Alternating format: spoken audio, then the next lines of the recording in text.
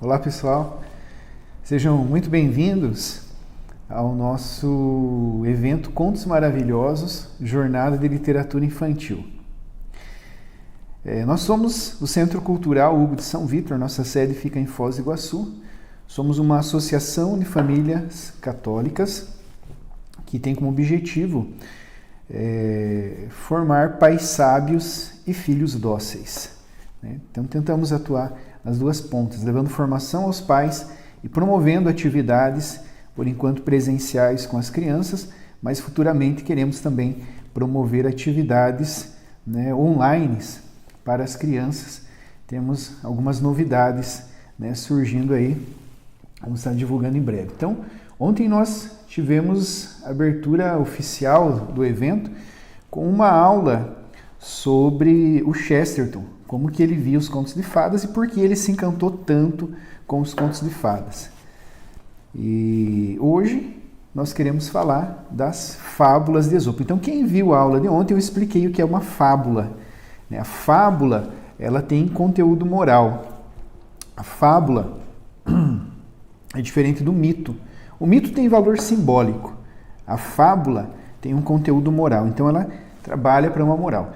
O primeiro fabulista que nós vamos encontrar na história se chama Esopo. Ninguém sabe se o nome dele era esse mesmo ou foi um nome atribuído a ele, um nome inventado. Muito obrigado. Olha, estou vendo aí o Cristóvão. Pessoal da aula de ontem, tudo chegando aí. Sejam muito bem-vindos. É uma alegria vê-los novamente aqui.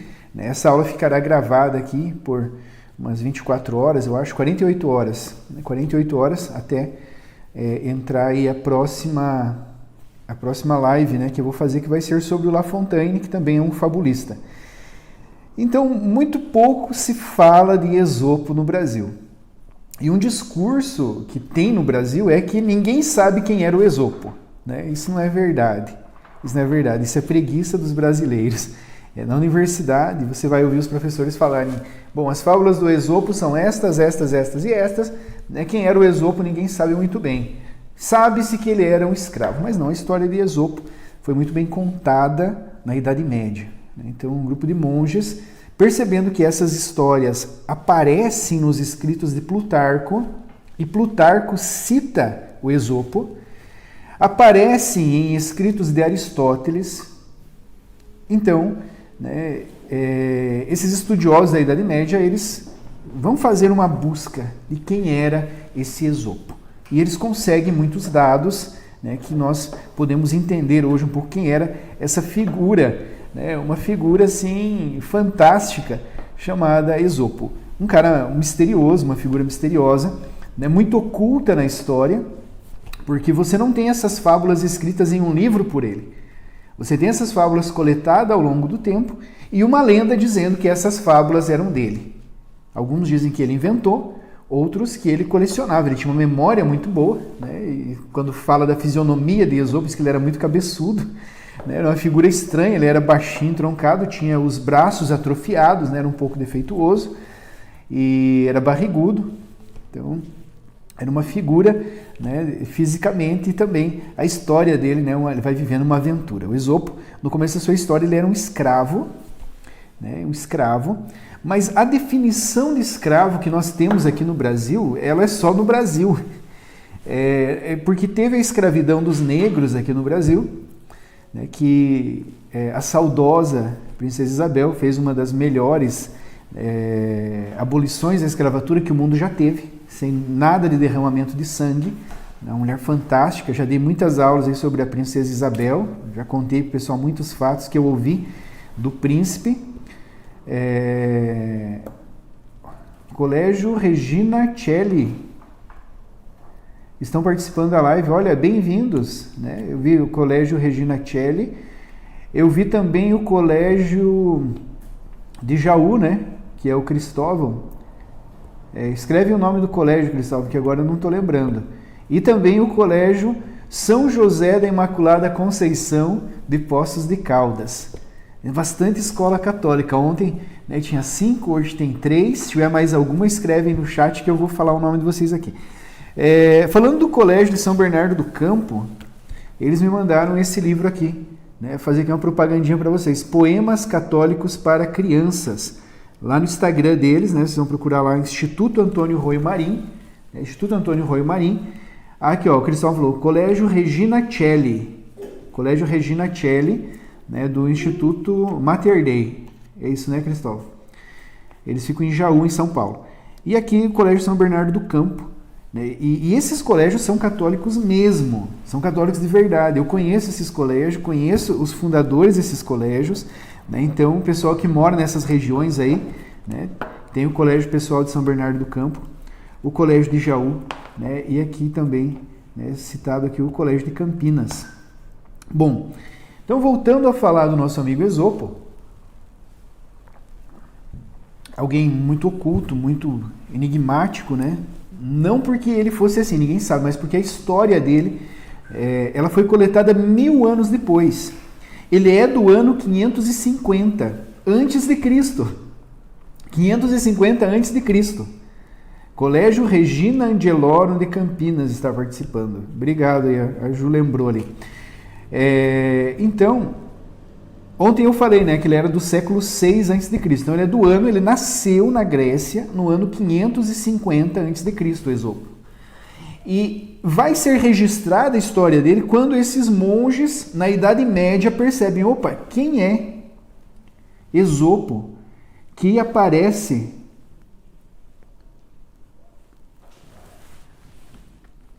a Fátima pediu para entrar aí. Pode entrar, Fátima, seja bem-vinda.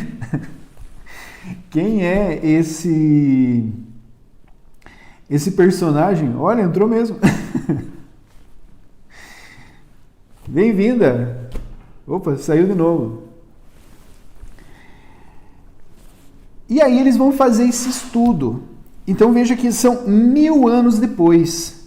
1000 anos depois que as pessoas começam, né, a contar a história de quem era Esopo. Então essa história ela não está, né, documentada. Então ele vai aparecer em outras histórias, história das cidades gregas, né, história de outros personagens, como eu falei, Plutarco, Aristóteles, vai aparecer Esopo e esses monges vão montando, né, um roteiro aí, um resumo da vida do Esopo. Então o Esopo era um escravo, mas não do jeito que a gente imagina que escravo é aquela pessoa com corrente nas pernas, né, que tem que fazer trabalhos forçados, que leva chicotada. Porque senão, imagine quando Maria fala, eis aqui a escrava do Senhor. A gente não imagina que Deus estaria mantendo Nossa Senhora, né, amarrada com corrente nas pernas, dando chicotada. Né? Em algumas traduções vai aparecer, eis aqui a serva do Senhor. Então, essas palavras, elas são sinônimos. Serva e escrava. No Brasil, não. No Brasil, serva é uma coisa, escrava é outra coisa. Né? Mas na época de Esopo, e também na época do Novo Testamento, quando a Bíblia foi escrita, essas duas palavras elas são sinônimos, escravo e servo. Agora a gente precisa entender o que é o servo. O que é o servo? Né? O servo, ele não é um empregado, como a gente imagina hoje. Não é alguém que serve, não é o garçom, né? Não é a empregada que serve. O que é o servo? Né, que Nossa Senhora fala, eis aqui a serva do Senhor. O servo, a melhor maneira da gente entender o que o Esopo era, é uma espécie de filho adotivo. Se você adotasse um filho grande para morar na tua casa. Porque as famílias, na Grécia, elas eram pai, mãe, filhos, empregados. Né? Moravam muitas vezes o avô, a avó junto, então a família ficando toda junto, a família não ia se desmembrando. Então tinha os filhos, aí os filhos casavam e eles tinham os netos ali junto com a mãe, e aí ficava avó, filho, neto. E aí você tinha também os empregados que serviam a família e moravam todos ali juntos. Então isso era a família. Então se você tinha a descendência sanguínea daquela família, você era filho, você, né, tinha vamos dizer assim, um papel, né, familiar dentro daquela mini sociedade que era a família. Agora, se você estava naquela mini sociedade, mas você era um empregado, você era chamado de servo ou escravo. Mas o escravo, então entendam isso, o escravo, o servo, na Grécia, ele era parte da família. Parte da família. No Brasil, teve uma época, né, isso veio de Portugal, que tinha uma figura chamada ama. A ama aparece até no livro do Machado de Assis, aparece no livro do Eça de Queiroz, a tal da ama. A ama era aquela mulher, né, uma jovem, sem família, que era adotada por uma família para ajudar a cuidar das crianças, como se fosse uma babá. Mas aí o tempo ia passando e ela ia ficando como uma mãe, né? No sítio do Pica-Pau Amarelo, lá do Monteiro Lobato, a tia Anastácia, ela é uma ama. Você veja que ela é empregada, ela é cozinheira, mas ela senta na mesa com eles, ela discute, né, com a dona Benta, ela dá ordem no Pedrinho, ela manda ali, ela não é só uma empregada, ela é parte da família do sítio. É parte da família do sítio. Né? Ontem eu falava até do Monteiro Lobato, que ele teve fases na vida dele, né? Eu nunca me aprofundei, mas ele foi mudando ao tempo, né? Ele parece em toda a história dele que tem muito racismo no começo. Mas ao final, no último livro do Sítio do Pica-Pau Amarelo, ele faz uma reviravolta. A dona Benta se arrepende, né, de todas as vezes que ela brigou com a tia Anastácia, e ela diz assim, negro também é gente. Ela reconhece o erro dela diante da tia Anastácia, pede perdão. Ela diz, negro também é gente. Então, a gente tem que conhecer mais aí. Agora, esse exemplo, só para ilustrar, né, de exemplo de ama, eu lembrei da tia Anastácia, para vocês entenderem o que era esse escravo. Então, esse escravo era parte da família. Parte da família. Então, o Esopo era esse tipo de escravo. Ele pertencia a uma família. Mas como empregado, né, você não tem as regalias que o patrão tem. Você não tem as regalias que o filho do patrão tem. Nossa, gente, estou impressionado. Me falaram que esse horário de live era ruim. Nós estamos com 102 pessoas. Que maravilha. Muito obrigado aí pelo carinho de vocês, pela audiência. Se eu pudesse dar um abraço em todo mundo, eu daria. A gente está muito feliz aqui, né? O pessoal está comemorando aqui comigo aqui, né? Muito obrigado, estou vendo aí muitos amigos, né? O Sandro. Muito bom. Então vamos em frente.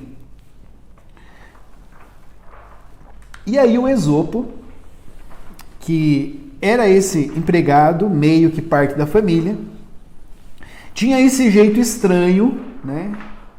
Era muito quieto, os braços atrofiados, baixinho, cabeçudo, barrigudo. Ele era motivo de chacota dos outros servos, né? Tudo colocava a culpa nele, brincavam com ele, davam apelidos para ele. E aí acontece que um dia alguém comeu a comida do amo, do mestre. E aí o mestre mandou chamar os empregados e falou, quem foi que comeu a minha comida?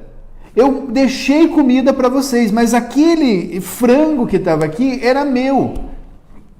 Eu quero saber quem comeu. E aí eles começaram a inventar um monte de mentira, um monte de mentira. Isso deixou o amo mais nervoso ainda. Ele falou, olha, é o seguinte, eu vou mandar um de vocês embora. Um de vocês vai morar na rua.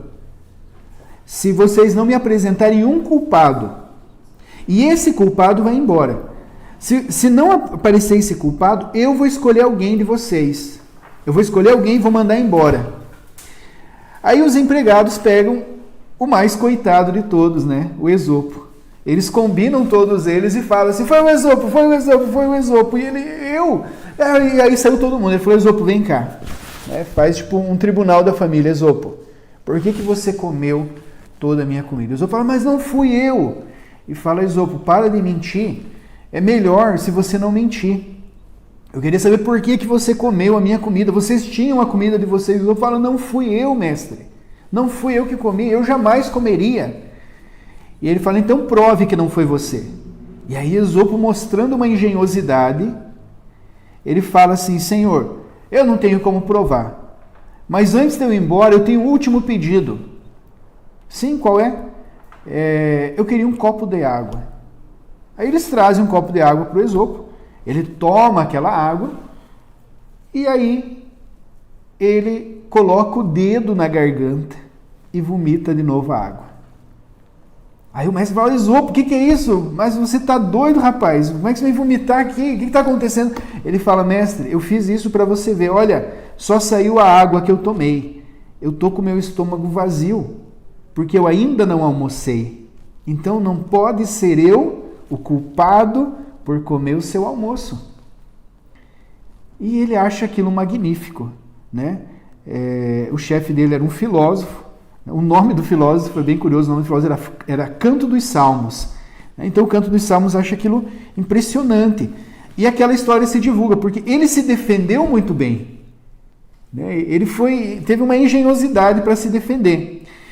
E então ele começa a ficar conhecido pela sua engenhosidade na defesa das pessoas. Então, sempre que alguém tem um problema e quer se safar, procura o Esopo e fala, me ajuda, eu estou com esse problema, você pode me ajudar a se safar? E o Esopo, né, ele ganha do filósofo, depois disso, ele ganha do Canto dos Salmos a sua carta de euforia, né? Não era esse nome, né? Ele deixa a casa, né? Ele vai embora, né? Ele fala, não dá mais para ficar aqui, porque os outros empregados todos estão contra mim, então eu vou embora. Ele fala, tudo bem, daqui um dinheiro para você passar bem, e ele vai embora. Mas aí ele começa a ganhar vida defendendo as pessoas em tribunais.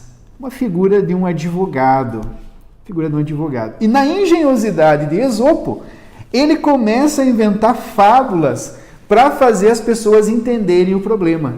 Tem uma fábula que é o cachorro e o carrapato. Traduziu-se no Brasil como o cachorro e as pulgas. E eu vou contar como está no Brasil, o cachorro e as pulgas. Né? Diz que um homem, um político, né, tinha sido acusado de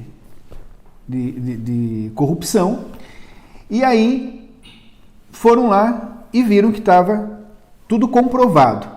Ele era realmente corrupto.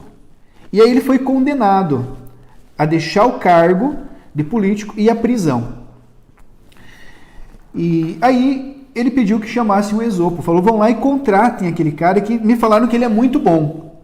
Aí trouxeram o Esopo, e o Esopo, para defender o político, que já tinha prova de que ele era, né, realmente corrupto, o Esopo ainda consegue manter o político no cargo e fazer com que ele não fosse para a cadeia, mesmo sendo ele, né, comprovadamente um corrupto. O Esopo chega lá e ele conta essa fábula, né, do cachorro e as pulgas. Ele diz assim, olha, tudo bem, eu entendo o que está acontecendo, mas eu gostaria de contar uma história. Era uma vez um cachorro que estava se coçando porque ele estava muito cheio de pulgas. E aí o seu dono veio e falou para ele assim, nossa, como você está sofrendo, eu vou te dar um banho. E aí o cachorro disse não, o cachorro não gostava de tomar banho. Ele disse, não, obrigado, eu não quero tomar banho. Não, mas espera aí, você está se coçando muito, eu vou te dar um banho para você passar essa coceira. E o cachorro, né, com frio, ele pensou, é melhor uma coceirinha do que passar um frio danado na água. Então eu não quero tomar banho. E aí o cachorro disse para o seu dono assim, olha, eu acho melhor você não me dar banho. Porque veja o seguinte, as pulgas que estão aí, elas já estão bem gordinhas. Porque elas estão chupando meu sangue o dia inteiro. O dia inteiro elas estão ali chupando meu sangue, né? Então elas já estão bem barrigudinhas. Daqui a pouco vai passar a fome delas e elas vão parar de me coçar. Agora, se você me tirar essas pulgas, você sabe como que é a natureza. Vão vir outras pulgas e vão começar a chupar o meu sangue de novo. E essas novas pulgas, elas vão estar com a barriga vazia. Então vai começar a coceira tudo de novo. Então, olha, eu prefiro não tomar banho. E aí o dono fala, faz sentido. Porque se tirar as pulgas que já estão gordinhas, vão vir pulgas com mais fome e vão chupar o sangue. Aí o Esopo diz, vocês entenderam? E o juiz fala, sim, a gente entendeu. Bonita a tua história. Ele falou, então, é o seguinte, esse condenado que está aí, esse político, é a pulga gorda. Ele está nesse cargo roubando há muito tempo. Ele já tem a casa dele, já tem carro dele, já tem fazenda, ele já tem um monte de coisa. E agora ele vai parar de roubar, porque ele não precisa mais, ele já fez a vida. Se vocês tirarem ele do cargo, vocês vão ter que colocar um novo. E como é natureza do político roubar, isso na fábula dele, como é natureza do político roubar, um político novo vai roubar mais do que esse que já está rico. E diz que assim ele consegue safar, né, esse político corrupto que já tinha sido condenado. O juiz pensa, nossa, é verdade, alguém vai ter que entrar no lugar dele. E aí esse alguém vai começar a roubar tudo de novo. E até a gente descobrir já foi um monte. Agora esse que já passou um susto, ele não vai roubar de novo tão cedo pelo que ele passou. Então aí o Esopo vai, né, fazendo a vida, né, usando de fábulas para inocentar as pessoas. Legal, né? Legal. E aí, um rei fica sabendo da engenhosidade de Esopo e convida o Esopo para ser o seu conselheiro. Esse rei é o rei Cresso. Ele trabalha um bom tempo, né, aconselhando o rei, então ele faz fábulas para explicar as coisas para o rei, né, para explicar as coisas para o povo a pedido do rei. Então você veja que por isso que as fábulas, né, do Esopo, elas têm um conteúdo moral, né? Primeiro elas foram usadas em tribunais, né? Depois elas passam a ser usadas, né, como conselho para a nobreza, conselho para um rei. De repente ele pede para o Cresso, né, que ele quer ir à Babilônia. A Babilônia era a cidade do momento, né? A Babilônia era a Nova York de hoje. Então ele quer ir à Babilônia. Ele vai à Babilônia e fica amigo do rei da Babilônia. E fica trabalhando por lá um tempo. Uma coisa muito curiosa na história de Esopo, mas já adianto que não tem comprovação científica, né? Mas as datas batem. Que esse tempo que Esopo esteve na Babilônia bate com uma época que estiveram lá exilados judeus da Bíblia. Então tinha os judeus da Bíblia exilados na Babilônia, como o profeta Samuel, né? Por exemplo, estava lá, o profeta Samuel, Sidraque, Misaque, Abidênago. Então o povo judeu, o povo de Deus estava exilado na Babilônia. E Esopo vai lá nessa época e lá ele também vira conselheiro do rei. Então, ele fica um tempo na Babilônia, depois ele volta, né, a servir o rei Cresso, onde ele faz uma amizade com o famoso, né, Solon, também que estava na Grécia, né, e é de Solon que nós conseguimos tirar uma biografia maior, né, do Esopo. Bom, hoje é um workshop, né, eu vou parar com a biografia aqui para falar um pouquinho de algumas fábulas, né, do Esopo. Mas eu vou dar uma aula futuramente, né, da biografia do Esopo, para vocês verem que não é como falam, né? Não tem dados, ninguém sabe quem ele foi. A gente tem sim. E não daria para confiar em umas fábulas que você não sabe, né, direito quem foi a pessoa. Até porque tem algumas meio, né, estranhas, assim, mas no fundo todas têm uma moral boa, né? A fábula tem uma moral boa. Quando ela não tem uma moral boa, a fábula ela some, ela desaparece como as histórias modernas. Você pode ver esses livrinhos que a gente compra, né, na livraria para as crianças, eles vêm trocando. Cada vez que você vai, tem uma coleção nova, né? Eles vão mudando, porque ali você não tem nada de profundo, você não tem conhecimento moral, não tem simbolismo. Sexta-feira eu vou falar para vocês dessa questão da literatura moderna, por que ela não presta, por que ela não presta e como que nós podemos, né, melhorar aí a educação dos nossos filhos. Bom, das fábulas tem muitas, né, que a gente gosta. Tem muitas que a gente gosta. Eu tenho esse livro aqui, pedindo para eu indicar um livro, olha, é um livro baratinho, das fábulas de Esopo, né? Eu não sei se a dona Eva tem ele aí, é possível que ela tenha, né? Um livro bem atual. Ele é da Companhia das Letrinhas. Se chama Fábulas de Esopo, tradução da Heloísa Jen. Depois a gente põe no Stories lá a descrição certinho.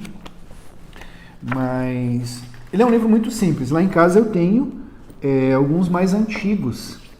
Tem livros mais antigos lá com as Fábulas de Esopo. Agora esse daqui ele é gostoso de ler para as crianças, né? E as fábulas elas são curtinhas. Ele tem boas ilustrações. Deixa eu mostrar aqui para vocês. As ilustrações, olha, são coloridas, são singelas, né? Nada de exagero. Olha aqui.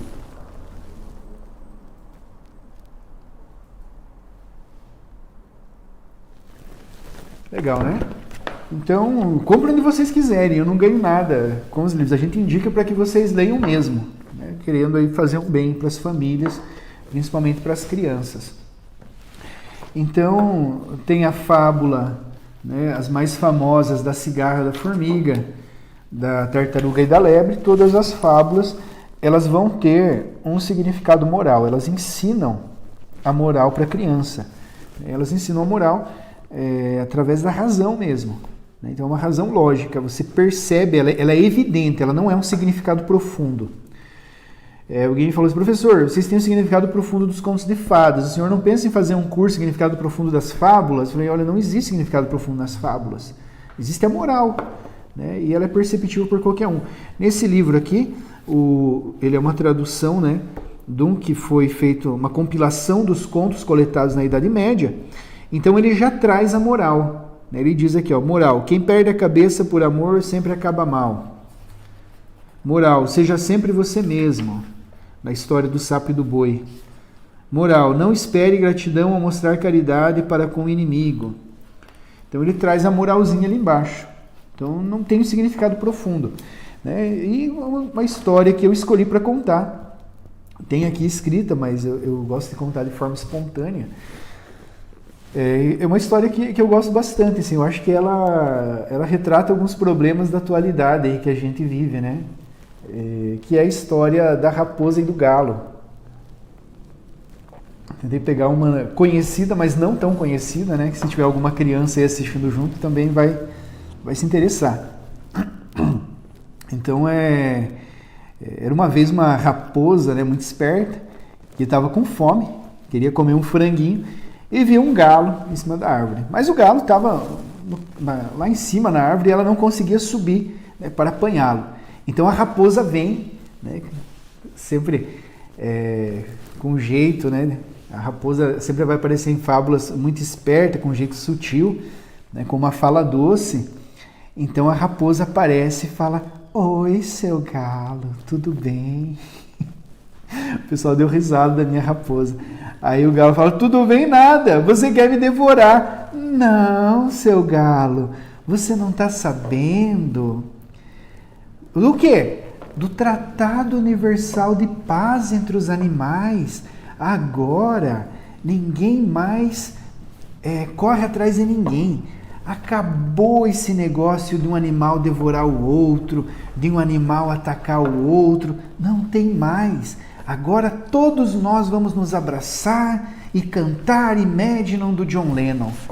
Aí o galo falou, não caio nessa não. Não é verdade, você não acredita? É um tratado de paz universal, foi chancelado pela ONU. Agora é todo paz. Aí o galo falou, ufa, nossa, que bom, porque eu tô vendo aqui de cima, tá vindo um monte de cachorros ferozes. E se não fosse esse tratado, eu acho que eles iam estraçalhar a senhora. Mas que bom que tem esse tratado, porque agora eles chegando aqui, vocês podem se abraçar todos e cantar aí o Imagine do John Lennon, vocês, né? E eu fico aqui de cima, batendo palma. Aí quando ele olhou para baixo, a raposa sumiu. A raposa desapareceu com o discursinho de paz dela. Então, eu gosto bastante dessa história, eu acho ela bem interessante, né, para os tempos aí que a gente vive, onde nós temos um perfil, né, muito atuante do politicamente correto. Seja na nossa vida, nas redes sociais, a gente vê muito esse perfil do politicamente correto, né? Ele é politicamente correto até que pisem no calo dele, E aí ele vira um demônio, ou ele foge, deixa você na mão, né? Mas o galo foi mais esperto que a raposa. O galo foi mais esperto. Aí ele desceu, né, e foi embora tranquilo. E a moral que o Esopo coloca nessa história, uma coisa bacana de saber que o Esopo é um advogado, é você ler as fábulas e depois ficar pensando, né? Qual será que era a situação que o Esopo usou essa fábula? Quem será que ele defendeu num tribunal com essa fábula, né? Ou qual foi o conselho que ele deu para o rei Creso, né, com essa fábula? E nessa fábula do galho e a raposa, né, a moral que tem é que você precisa cuidar com as novas amizades. Então tenha cuidado sempre com as novas amizades, porque a amizade, quando ela começa, é sempre uma coisa linda, né, uma coisa maravilhosa, porque as pessoas escondem os seus defeitos. Eu conheço uma pessoa, né, por exemplo, vou me apresentar a uma pessoa, né, encontrei uma pessoa nova que eu não conheço, eu vou me apresentar, eu nunca vou falar para ela, olha, eu sou fulano de tal, e eu sou muito fofoqueiro. Eu não chego contando os meus defeitos, né? Eu vou chegando de mansinho, vou fazendo amizade. Aí eu tento ressaltar as minhas qualidades, né? Eu falo, eu sou médico, eu sou professor, né, na universidade, eu sou diretor do não sei o que lá. Então eu vou chegar de mansinho, mostrando todo o meu lado bom, né? Igual entrevista de emprego, né? E aí se a pessoa pergunta, qual que é teu defeito? Meu defeito é que eu sou perfeccionista demais, né? Que defeito que é esse, né? Perfeccionista, você vai ficar santo, então, né? Você quer ver tudo perfeito, você tem que, principalmente você, ser perfeito, né? Então qual é o teu defeito, né? Eu sou muito perfeccionista, é que eu me cobro muito, né? Esses são os defeitos da nova amizade, quando a gente conhece as pessoas. Agora, o Esopo vai alertar, cuidado, né, com esse primeiro momento, com as novas amizades. Né, uma outra alerta que ele dá é cuidado com a fala doce, né, aquela pessoa querida, né, que você vê assim, meu Deus, quanta paz, né? Parece que eu escutei um anjo falando. Vai devagar com essa pessoa, o Esopo diz, né? Vai devagar, conhece ela melhor. Não que todo mundo que tenha fala mansa, né, seja do mal, não é isso. Mas ele diz, tenha cuidado, espera um pouquinho, né? Espera um pouquinho. Então, pessoal, por hoje é isso, né? A gente queria trazer, né, o Esopo para vocês conhecerem um pouco mais, né? E vamos trabalhar ele de forma mais sistemática para frente, né? Melhor as fábulas, contar melhor a história dele, mas por hoje a gente queria, né, deixar esse gostinho aí, como a gente tem feito com os contos de fadas, né? O pessoal tem comprado os livros. Falando em contos de fadas, estão perguntando bastante qual que é o livro que a gente usa, né? A versão que a gente mais recomenda é essa aqui em inglês, né? Por isso que algumas traduções aí não batem, né? Essa daqui é do alemão para o inglês. Mas tem uma tradução que é do alemão para o português, que é que nós mais usamos aqui. Só que ele é um livro muito antigo, é uma coleção, são 7 livros, ó, esse daqui é um só. E aqui, ó, Contos de Fadas Irmãos Grimm. E ele é muito antigo, ele não tem mais para vender. Então eu nem indico muito, é o que eu uso aqui para preparar as aulas, né, que na aula de ontem eu li a história dos 7 corvos, né, os 7 irmãos, os 7 corvos eu li aqui. Mas ele nem tem mais, né, é Ilustrações de Ramírez, da editora Edigraf Limitada. Ele é um livro, deixa eu ver o ano dele aqui. Ele é de antes da Segunda Guerra Mundial, eu acho, porque tem até uns tiros de canhão aqui nele. Umas manchas pretas. Não vou achar agora aqui. Mas então, esse daqui é muito bom. É uma coleção de 7 livros. E, professor, como que eu faço para entender significado profundo da maneira que vocês trabalham? É estudando Hugo de São Vítor. Nesse livro aqui, né, que está no nosso site, está lá para vender, né, esse livro, vocês vão encontrar nesse livro uma catequese. Hugo de São Vítor vai explicar aqui o significado profundo das Sagradas Escrituras. É uma coisa maravilhosa.